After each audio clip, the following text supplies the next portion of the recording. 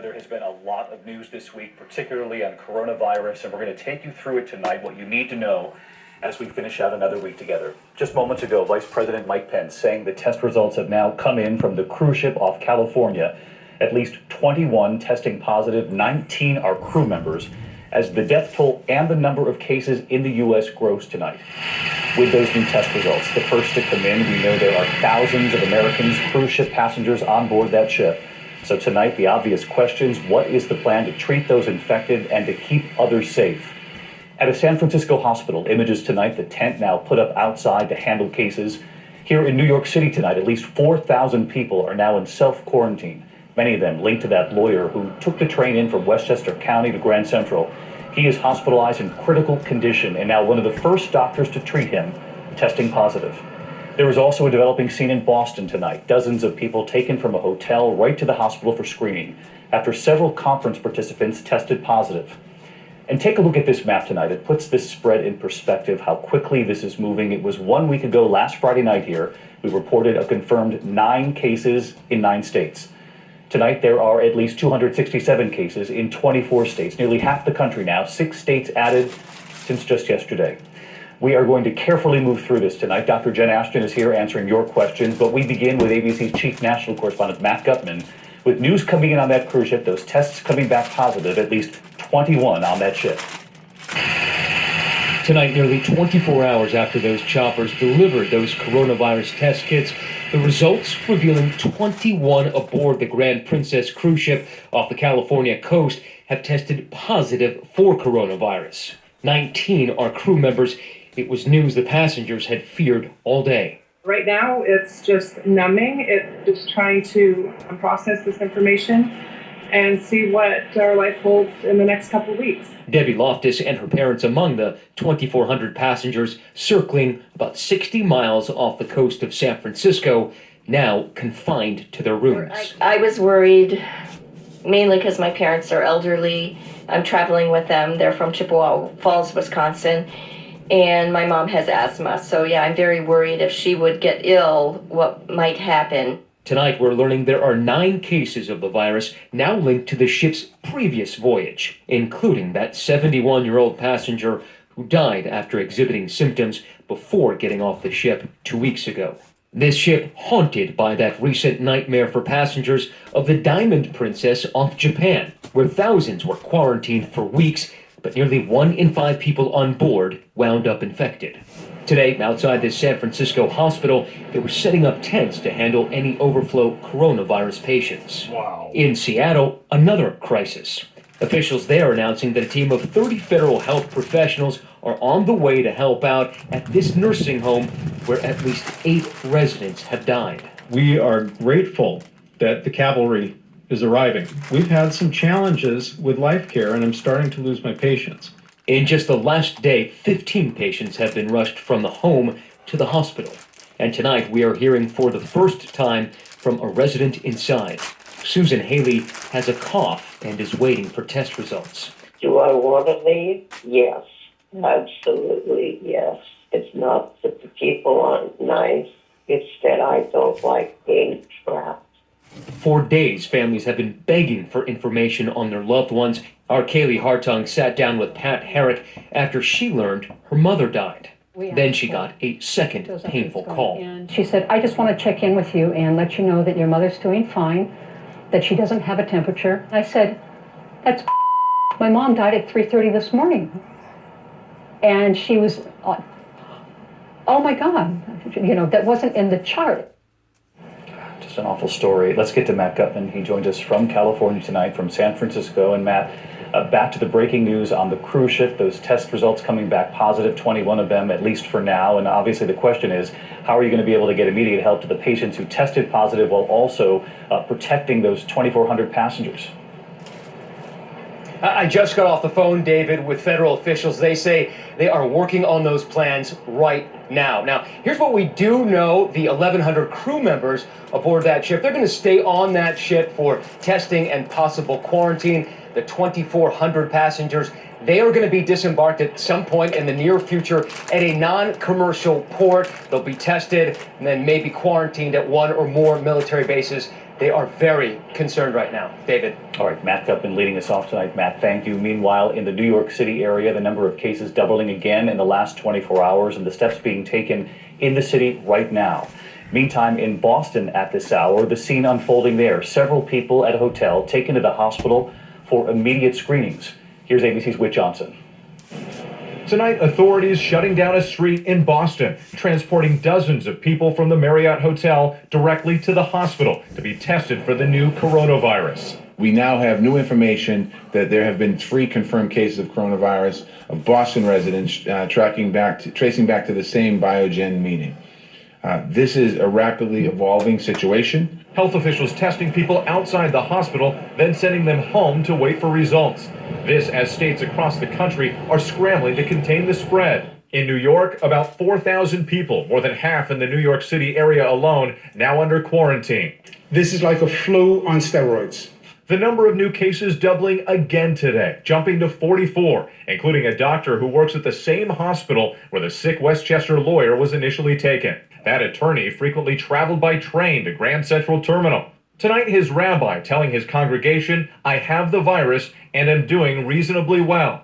But caution those who've had contact with him to seek counsel from your health practitioner. He demonstrated confidence in his own condition, and he reminded his congregants that we all have a responsibility to do what we can to safeguard public health. The normally bustling business district of New Rochelle, a virtual ghost town. It's eerily quiet. There's not many cars. There are not many shoppers. Bob Kent lives just down the street from the lawyer at the center of the outbreak. Do you get the sense that people are anxious about what will happen next? Yes, I think people are pretty well decided that it's, in a sense, unstoppable. I don't see any way that it doesn't continue to expand. ABC News getting exclusive access to New York's Wadsworth Center in Albany, the first state lab in the country to begin testing for coronavirus with its own developed test. There's no reason for panic here. There's no reason for undue anxiety. Facts do not back that up. Tonight, nationwide, many schools and universities canceling classes or holding lessons online. New York City schools preparing plans for remote learning capabilities. The University of Washington also teaching classes online after a faculty member tested positive. And pharmaceutical companies are bracing for shortages too. 80% of drugs consumed in the U.S. come from China and India, so more delays threaten supplies of critical medication. Late tonight, the city of Austin, Texas, canceling the wildly popular South by Southwest Festival, a $355 million blow to the local economy. More than 400,000 people attend the event each year. Wow. Whit Johnson on the ripple effect across this country tonight. And just moments ago, President Trump went to the CDC in Atlanta after his trip was abruptly canceled for a time today. The president said the reason he did not go at first, fears that someone at the CDC might be infected. Later, he went amid questions tonight about the response, about whether there are enough test kits in this country. Here's ABC's chief White House correspondent, Jonathan Karl. Tonight, President Trump visited the Centers for Disease Control in Atlanta and insisted the federal government has the coronavirus outbreak under control. The head of the CDC seemed to agree. At the present time, the general risk to the American public remains low. The president also said coronavirus tests are available to everybody who needs them. Anybody that needs a test gets a test. They're there. They have the tests. And the tests are beautiful. That is not clear, as Anthony Fauci of the National Institutes of Health said last night. Up to this point, there has been a lag in the ability to get tested.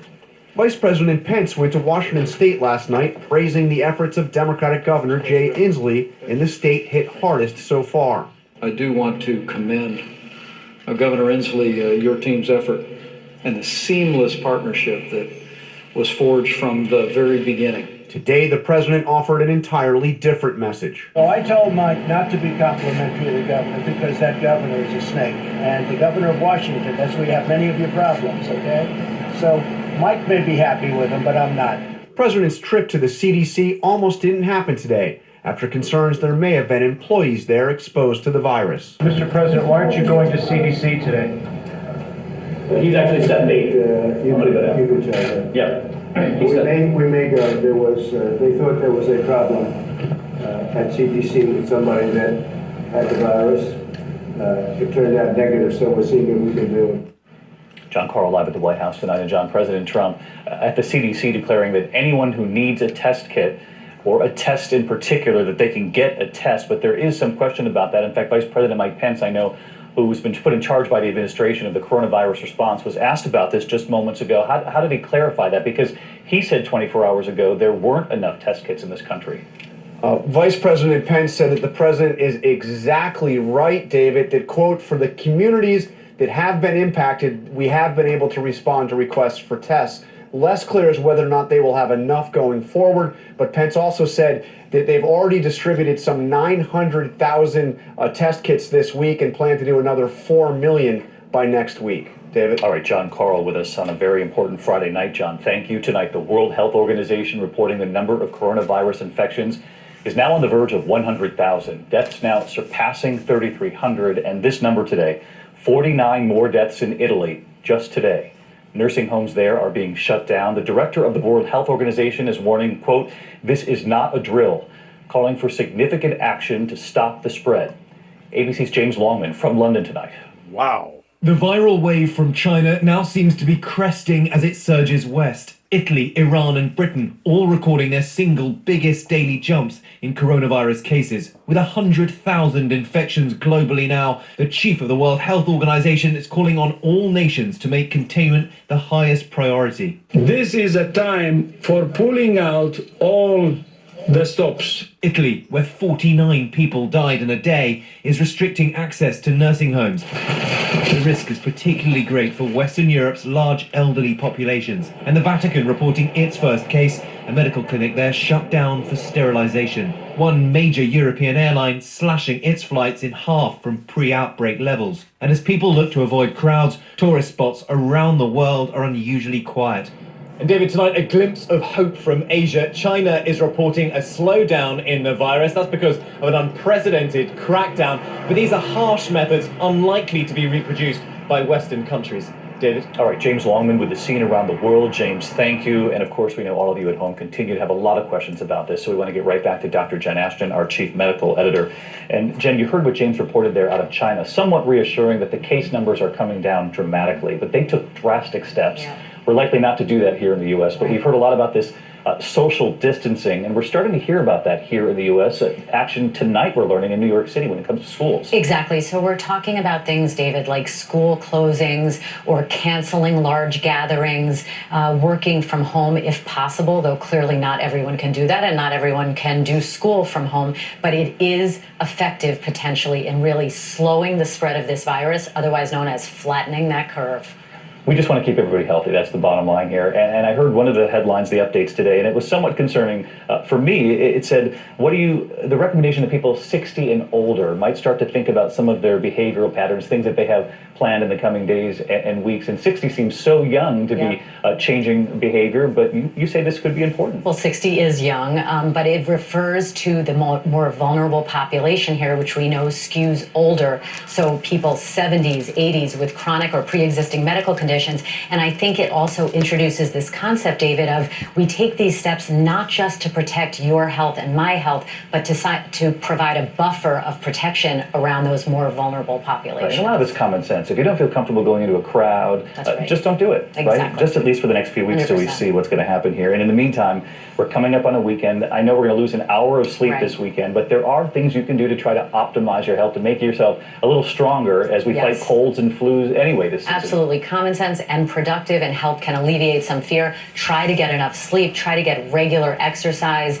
If you smoke, try to stop and wash those hands and wash those cell phones, David. Really, really important. Those phones that we hold all day long. Jen, thank you. That's just the tip of the iceberg, the questions that have been pouring into ABC News. And so Dr. Jen Ashton and I will be here tonight for a 2-hour special. It'll be live. It's 2020 outbreak, what you need to know. Very simple questions that you've all been asking about germs on surfaces. How long do they last? Can you catch it if someone coughs or sneezes near you? All those obvious and common questions. We'll go through them all for you very carefully. 9 p.m. Eastern. It's a 2-hour special. We'll try to calm everyone down as much as we can. In the meantime, the economic impact in a third week ending after wild swings in the financial market. The Dow closing down today, 256 points. It's about 1% after trading down 900 points at one point today, so there was a bit of a rebound. And since that record high a little over 3 weeks ago, the index has fallen nearly 3,700 points. Also today, we took note of stronger than expected jobs report for February, 273,000 jobs added last month, a sign of how strong the economy was. Of course, before this test of the coronavirus here in the U.S., that is an unfolding part of the story too. There is still much more ahead on World News Tonight this Friday. The suicide attack near a U.S. embassy overseas. 2 men on a motorbike blowing themselves up. A police officer killed, and what else we have learned from the scene. Martha Raddatz standing by. Also the weather threat as we're on the air tonight. A storm here in the east as we head into the weekend. Heavy rain and dangerous winds. Ginger Z is standing by. And the move tonight by eBay amid these coronavirus concerns, why they are banning the sale of surgical masks. They say to protect you, and we'll explain why. A lot more news ahead here on a Friday. I'll be right back.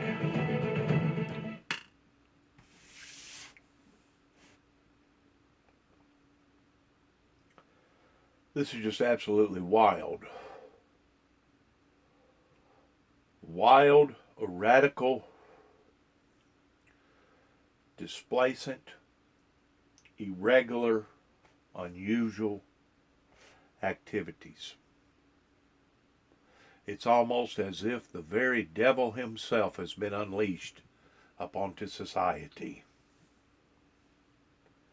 May God have mercy on all of us as we go through the next few weeks, the next few months, in all this type of toxic atmosphere that,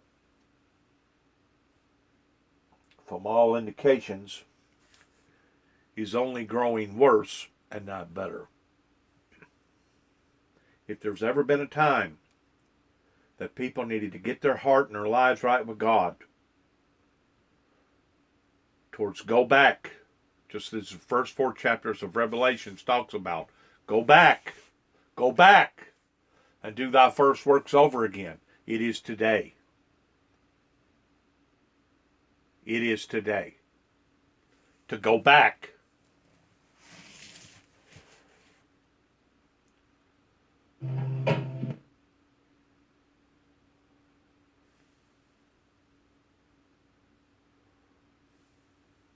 Attack near a U.S. embassy in Tunisia. 2 men on a motorbike blowing themselves up near a security checkpoint. A police officer killed. Authorities looking for who's responsible tonight. We want to get right to Martha Raddatz. Another with what she's crazy. learned. Martha? David, those 2 suicide bombers did get within 100 yards of the U.S. Embassy, but this attack today shows that despite the loss of life, the embassy security that's been put in place is working, although debris was scattered everywhere, and there was that 1 police officer who was killed. David? All right, Martha Raddatz with the late news tonight. Martha, thank you. And when we come back, the weather threat tonight, the storm moving up the East Coast, heavy rain, and potentially dangerous winds. Ginger is standing by with the track tonight. Ancestry gave us context, this whole world of people, adventurous people and survivors. It was interesting to think about their lives, their successes, and their hardships. I think that's part of what I want my kids to know. They come from people who were brave and took risks, big risks, no pressure. Bring your family history to life like never before. Get started for free at Ancestry.com. I like Liberty Mutual. They get that no 2 people are alike. And customize your car insurance so you only pay for what you need. What do you think? Oh, see it. Only pay for what you need. Liberty, liberty, liberty, liberty.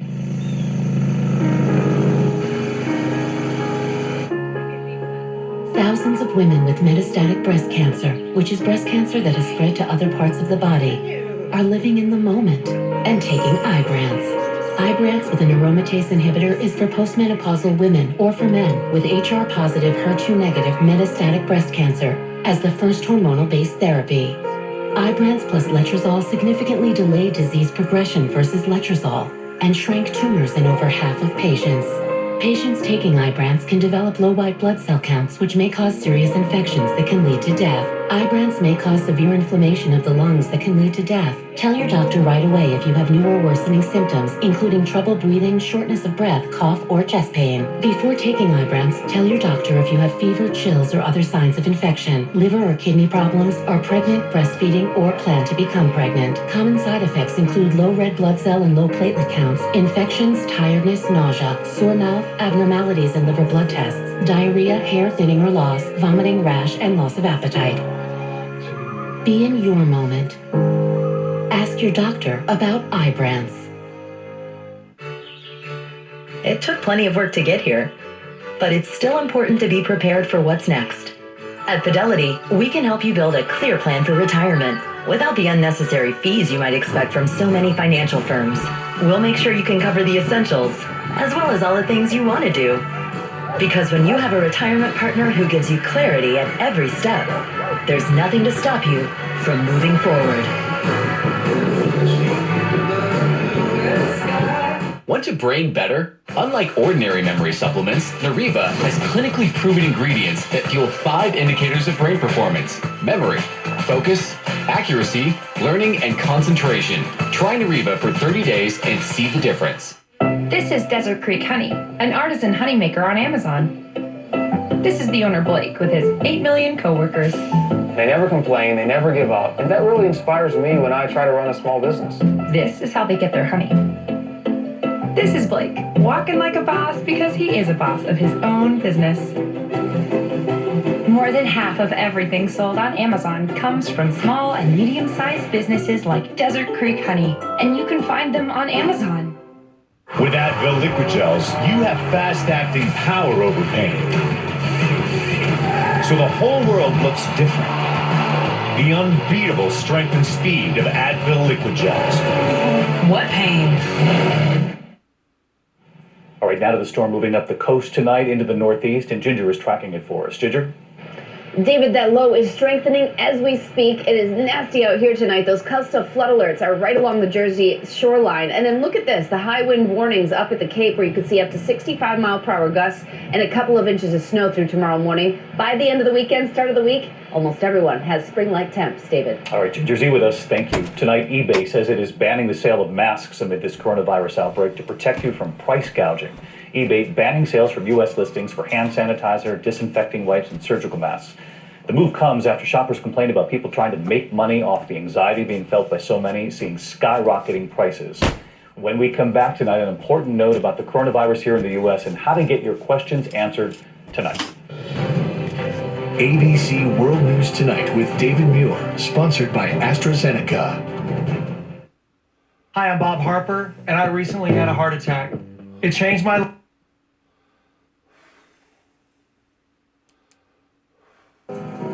Where were we? Of Advil Liquid Gels. What pain? Discover a new world. That in charge with several All across America, a line is. But Nora and Dan saw each other at least once a week. He was there for her. Gotta go get your homework done. It's a line drawn.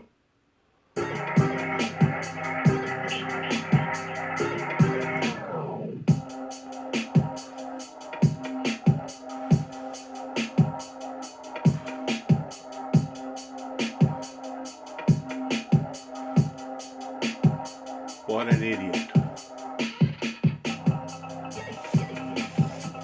What an idiot.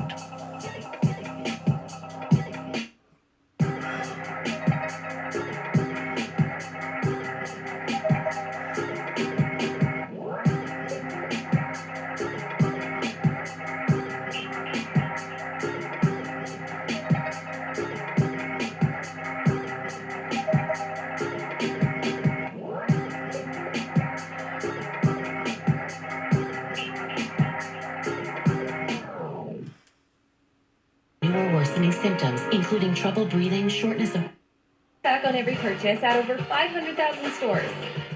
Simply pick your offers and go shopping. Then take a picture of your receipt.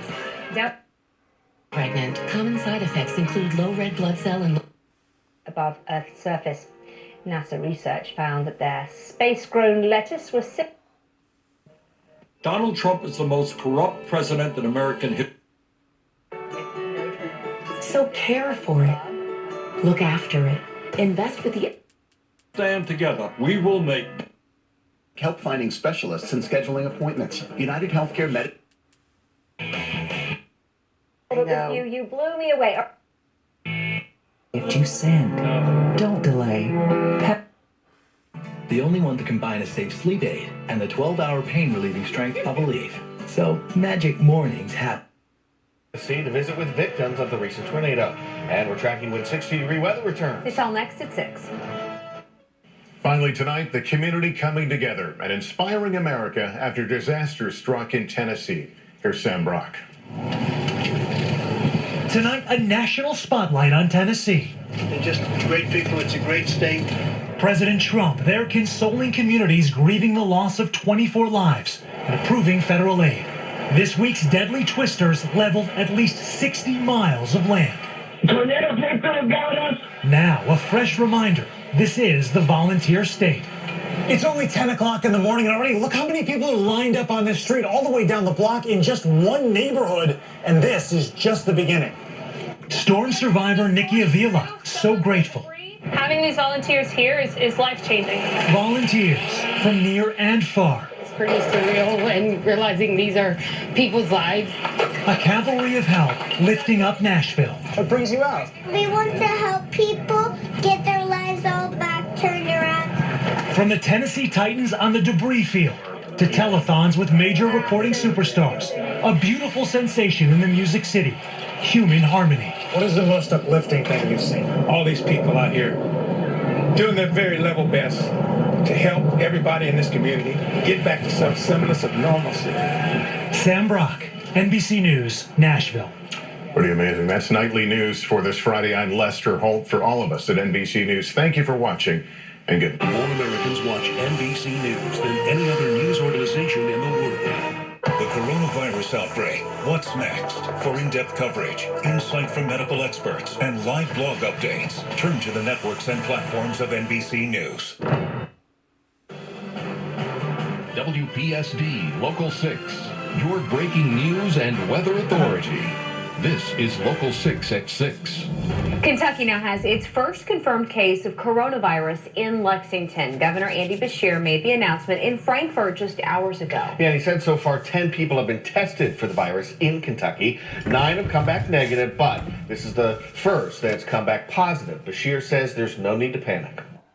I get that it's scary. I'm the dad of 2 great young children, but we will face this. We will face it together. We have amazing healthcare providers in Kentucky that are ready to respond. We will protect each other.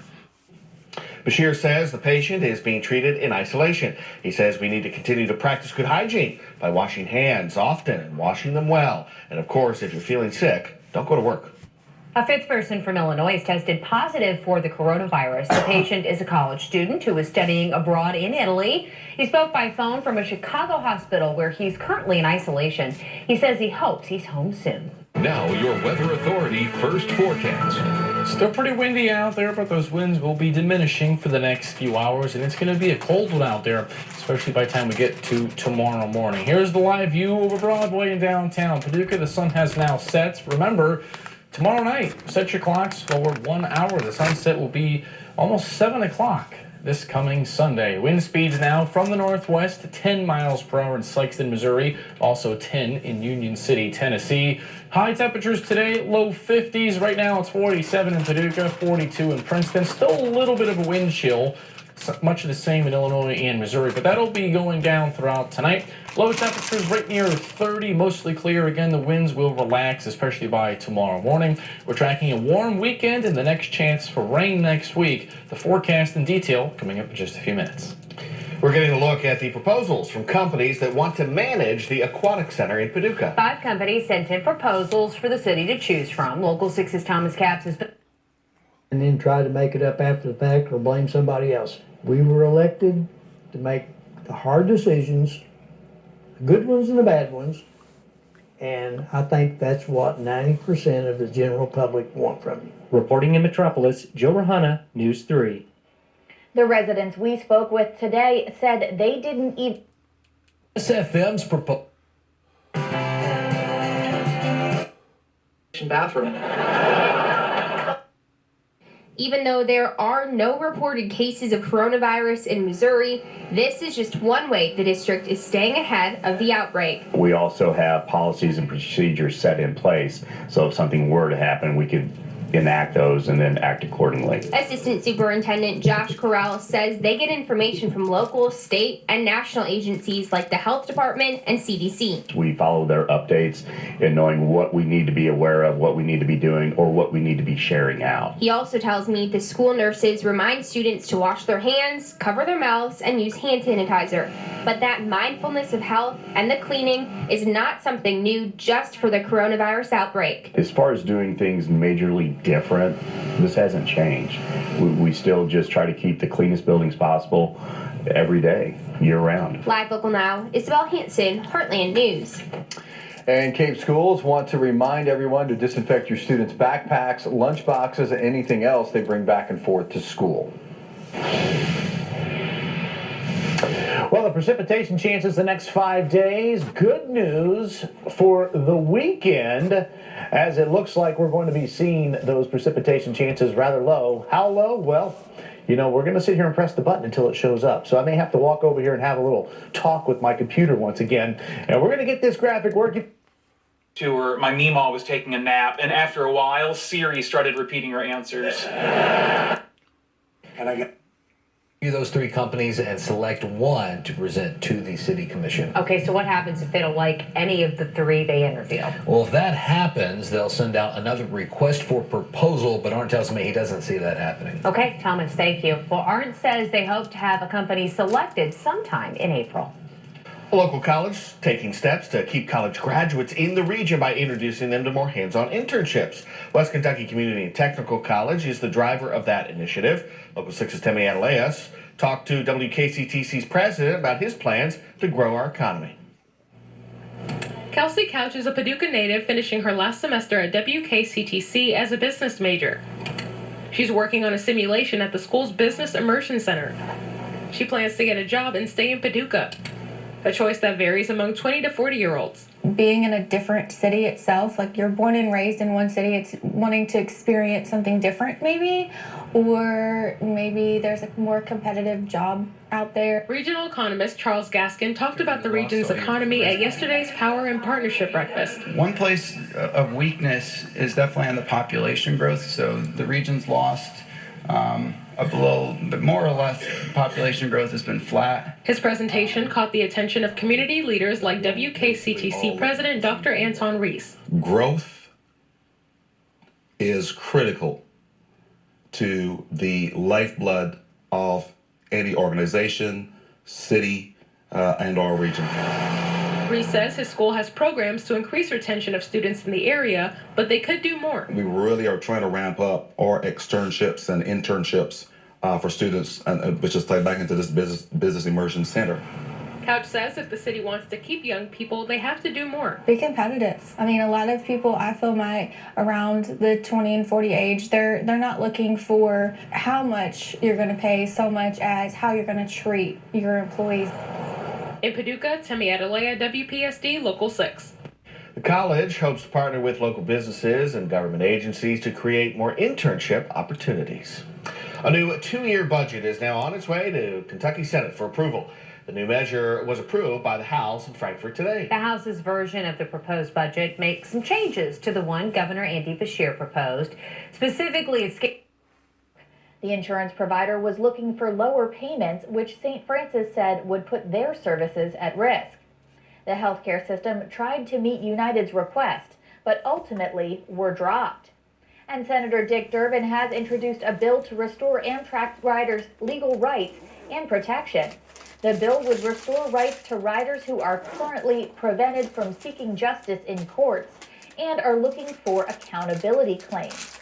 Amtrak implemented its forced arbitration and class action ban policy last January, which includes discrimination and personal injury claims. The company put the policy in place after major train derailments nationwide. If a similar incident People are very nervous and they're starting to feel the bite. If you see these images of piazzas in Italy, there's nobody there. No tourists are coming. So that has been one approach that Italy has taken, and it is paying a heavy economic cost for it. Then there are other countries that might have a lot of cases, but they're not conducting much testing at all, and they're telling the public that everything is fine. So each government, I think, is reacting in its own, according to its own political system. We've seen China react, which has obviously the highest number of cases by far, documented cases, reacting in an incredibly authoritarian way, closing down cities, using drones to chase people. Every country has been responding to this slightly differently, and I think in revealing ways. And Doctor, at a more personal level, I'm just curious about practical advice for people here, anticipating it reaching all 50 states. As you say, most people you mentioned do survive. It seems like the elderly, for instance, are the most vulnerable population. What's like the practical advice if you're a family and you've got an elderly family member and they're at a nursing home, they're about to go into a nursing home? Do you pull them out? Do you keep them from going in? Is that a place you should be avoiding right now? You know, to be frank, elderly homes are known for their spread of microbes in general. I can't give you medical advice, just not being a medical doctor, on whether you should actually pull your loved one out of the facility itself. That being said, they are at a much higher risk. Typically, people in elderly homes automatically have those underlying conditions that we keep talking about that make you the most high-risk category. So what I can offer is advice as a public health practitioner that elderly care homes in general need to be practicing more than rigorous hygiene, intensive sterilization daily, multiple times per day, cleaning much more than they would normally, disinfecting everything they can multiple times per day to make sure that those patients are safe. Okay, Dr. Joseph Fair, Richard Engel, thank you both for joining us. Appreciate that. And don't miss Richard's special report on the coronavirus outbreak. You can catch that this Sunday on MSNBC, 10 p.m. Eastern Time. And meanwhile, during his tour of the CDC in Atlanta today, Trump addressed the public health aspect of the outbreak as well as the political optics. He said he didn't want the administration to take people off that cruise ship off the coast of San Francisco because it would double the numbers of those with coronavirus in the United States. I would rather, because I like the numbers being where they are, I don't need to have the numbers double because of one ship. That wasn't our fault. He also said he was not concerned about the large groups of people who attend his rallies. Isn't it a risk if there's that many people all close together? It doesn't bother me at all, and it doesn't bother them. And he struck an optimistic tone throughout, telling reporters they should be positive, and even comparing the perfect coronavirus tests to the, quote, perfect Ukraine letter. We're in good shape. The people are doing a good job, and instead of being negative, we should be positive. These scientists are doing a phenomenal job. The tests are all perfect. Like the letter was perfect. All I say is be calm. We have the greatest people in the world. Everyone's relying on us. The world is relying on us. I'm joined now by Gabby Orr, Politico White House correspondent, and Philip Bump, Washington Post political reporter. Thanks to both of you for joining us. Gabby, let me start with you. Is there tension here between the message the president is trying to send, the message and the tone that he wants to strike here, and where public health officials are on this at all? Tell the truth, Gab. Absolutely, Steve. You don't have to look further than the press briefings that Vice President Pence has been giving almost daily now to see the discrepancies between the way that he and the coronavirus task force are handling this and the way that the president is talking about it. Just this afternoon, Vice President Pence said that they are continuing to take this whole of government approach to tackle this virus, to make sure that the availability of test kits is improving, to continue to talk with state and local officials who are dealing with multiplying cases in their own states. And on the other hand, you had President Trump, of course, commenting on Governor Inslee in Washington State, calling him a snake and questioning whether or not the vice president should be kind to him in his own interactions. So I do think that there is quite a split screen effect happening between the president and his messaging about this virus and how he's approaching it, and the way that key officials in his administration, including infectious disease experts, are approaching this. Philip, yeah, what did you make of the appearance today at the CDC? We showed some of those comments from the president. He was wearing the hat there with his re-election slogan on it. He seems to, it would seem to indicate some political calculus there as well.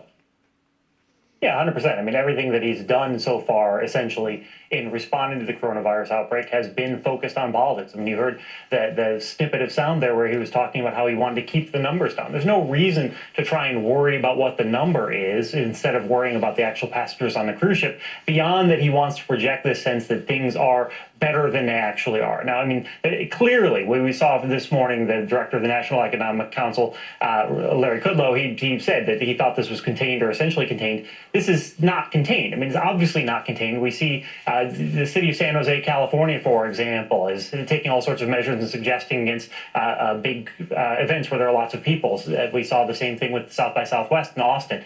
This is not contained. I mean, you think about it like you would think about a wildfire, and there's a containment that goes around a wildfire. Clearly, if this is spreading across the country, it's not contained. The number of cases are going to continue to go up. But for some reason, President Trump insists upon trying to message the lowest possible number that he can. A week ago, he was saying there were only 15 cases, ignoring passengers from another cruise ship. It's already 20 times that number, but for some reason, he still is focused on that metric. Well, we mentioned that disconnect between the president and public health officials that was evident today as the White House and the president provided conflicting explanations for why his trip to the CDC in Atlanta was canceled and then uncanceled. The White House attributed the cancellation to Trump not wanting to, quote, interfere with the CDC. But Trump said it was because they had thought someone at the CDC, quote, had the virus, but it turned out to be negative. Politico reports that the CDC itself had not been previously informed about the suspected case of coronavirus at the agency. The White House announced the trip was back on late this morning. Gabby, what can you tell us about that back and forth there? Well, there's a lot of questions about the decision to cancel and then reschedule this trip. Yesterday evening at around 9 p.m., Mike Pence was telling us that that President Trump would be going to the CDC, and yet they knew about that case that was potentially affecting a CDC official at the time. So that raises questions about how much the president is sort of in the loop with his own coronavirus task force as he makes his own schedule each day. This morning, CDC officials said that the president would still be coming. The White House then reversed that and gave a number of different explanations, including during the bill signing at the White House when Secretary Azar stepped in and said that he would actually be going to the CDC in place of Trump, only hours later to be corrected and told that after all, the president would be going. And this is just part of a string of contradictions that have come out of this administration just over the past week in terms of their messaging surrounding coronavirus. The president was on Fox News earlier this week talking to Sean Hannity, and during that interview, he said that Americans should be able to go to work even if they have contracted the virus, that they will recover even if they are going to work, and yet that is not what we're hearing from CDC officials. And quickly, Philip, we heard Dr. Joseph Fair here a minute ago saying this is coming to all 50 states, he believes, at some point. Do you expect that there will be then a change in tone from the president on this?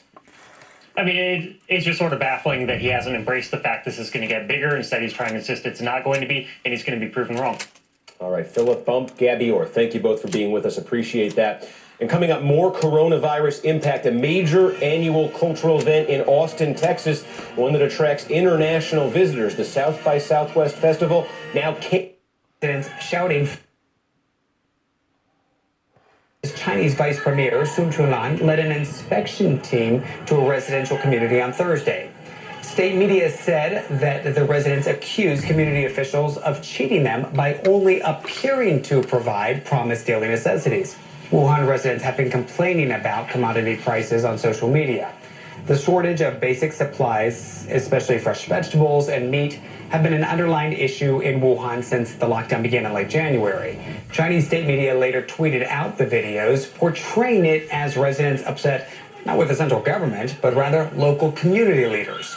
China's State Council acknowledged the videos at a news conference on Friday, stating that the vice premier immediately instructed officials from the central and local governments to thoroughly investigate the matters and ordering them to rectify the problems right away.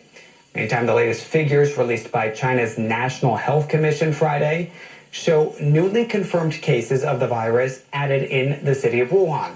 But in what could be a significant indication of progress within the lockdown, there were no new cases reported in the surrounding part of Hubei province outside of its capital city. David Culver, CNN, Shanghai.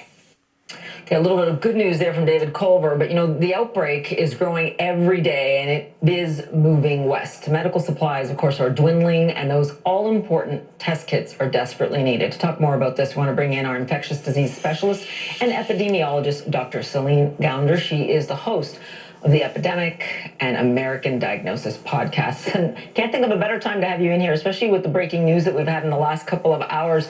I want to get to a bit of a reset, though, in terms of what the Center for Disease Control and now other governments are telling people. They're saying, look, if you're elderly, especially if you're elderly with an underlying condition, that those prudent steps that many people were reluctant to take, they should be taking, right? Well, and I think those steps make complete sense, especially in places and communities where we know there is transmission in the community. So in the Seattle area, in the Bay Area in California, around Los Angeles, and possibly here in New York City as well. And so definitely in those areas, people who are over the age of 70, 80, people who have chronic medical conditions, those folks really should be taking enhanced precautions to avoid from being infected. The situation around the world, and we can really point out some hotspots, right? South Korea, Italy, Iran, of course. We've had problems in Japan, and of course, as our report just showed, China. When it comes here to the United States, given the fact that there was the lead time, do you have confidence that containment, as the vice president put it, is realistic at this point? Well, in order to do that, we do have to have better data. So, one of the fundamental things you need really for any kind of public health response is good numbers, and ideally good numbers in real time, not a couple days later kind of reporting. And so that's really a challenge because you can't have good numbers without testing. And we still really don't have the volume of testing capacity that is really going to be needed. The last I heard in terms of the state lab in New York, they were saying they could perform maybe 200 tests a day, and we're hoping to ramp up to 1,000 tests a day. But that would be vastly less than what we really need to be able to do per day.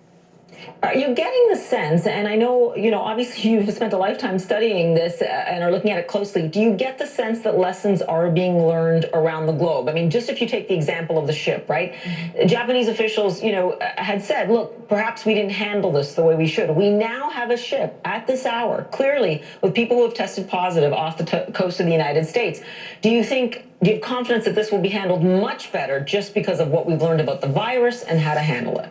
I certainly hope so. I hope that people will be allowed off the ship as soon as possible into safe quarantine facilities, where they're not crowded together, where there are better sanitation and hygiene facilities, where they have better access to healthcare if one of them were to get sick, and also that the healthcare providers or other first responders who may meet them at the ship, that they all have the personal protective equipment and training that's needed so that they can protect themselves when they go to assist the passengers.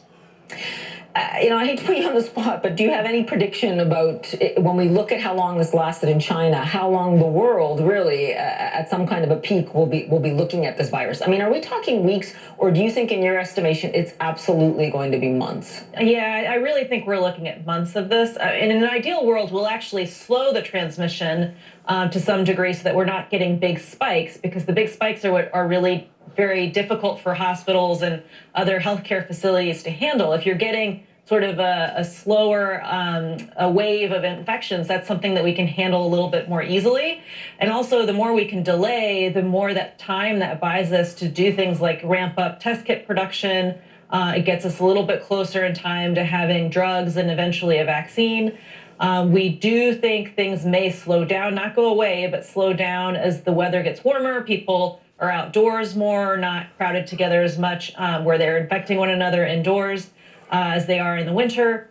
And then likely what will happen is if we see a slowdown in the summer, probably picking up again with back to school and cooler temperatures in the fall again.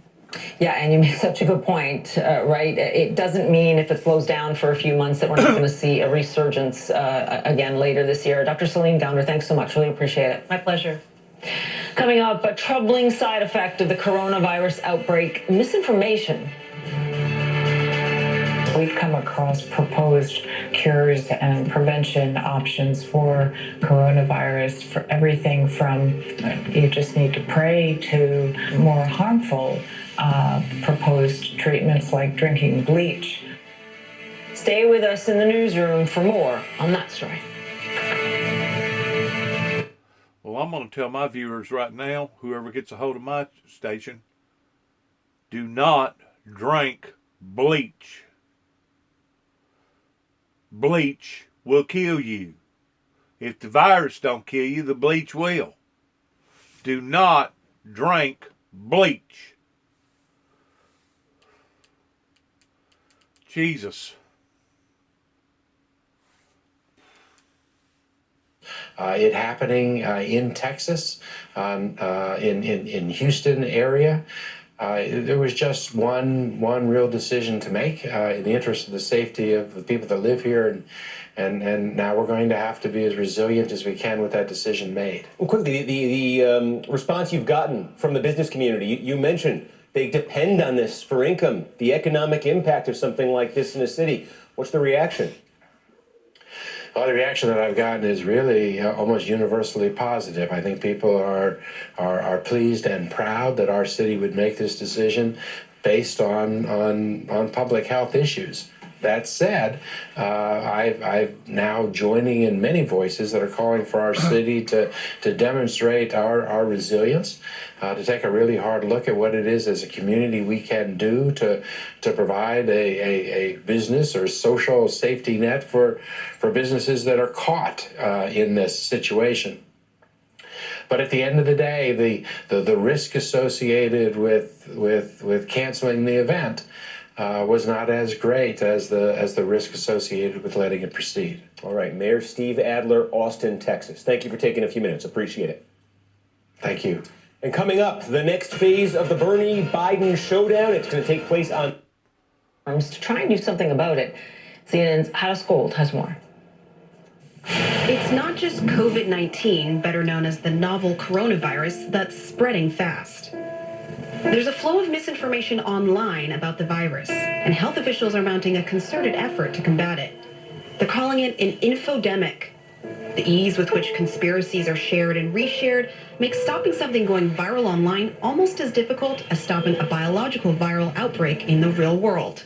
After the deluge of misinformation around the measles outbreak that started in 2018, the World Health Organization is taking new approaches to tackle the problem.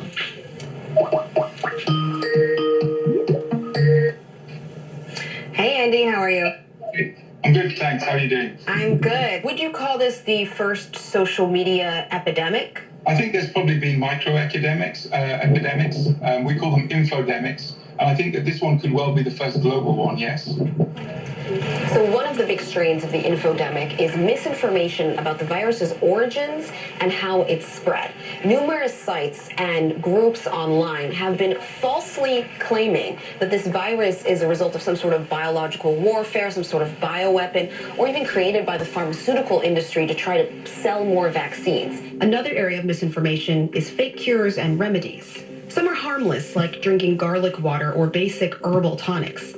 But others are dangerous. In our social media monitoring, for instance, we've come across proposed cures and prevention options for coronavirus, for everything from you just need to pray to more harmful proposed treatments like drinking bleach. Health officials are taking this infodemic seriously. The WHO is working directly with tech companies on a daily basis to flag and take down bad information, and to ensure that facts from reliable sources get to users first. We're seeing different approaches from different companies. Some of them are taking a more aggressive approach to taking down this content. Are there some that you're more pleased with than others? Yes, definitely. I think it depends on the company's maturity with regards to their social impact and their social care for their users. So if they've suffered reputational knocks in the past, they're much more likely to respond now to help us. We've contacted all the major platforms, and they've told us they're taking measures to combat this flow of misinformation.